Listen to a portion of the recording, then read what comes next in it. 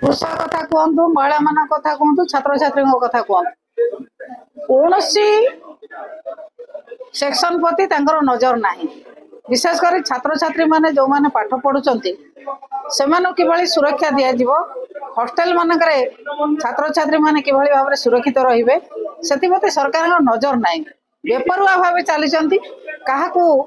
कौनसी दायित्व देले से दायित्व ठीक भाव में सरकार रे कार्यकारी होना सरकार कौनसी कथा प्रति नजर दौना केवल निजर आत्मप्रचार एवं निज दलर आत्मप्रचार चली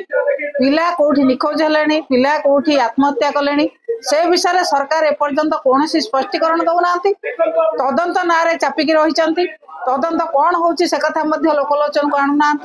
जो भाई भाव में पिला निखोज होती पिला प्रति अत्याचार होची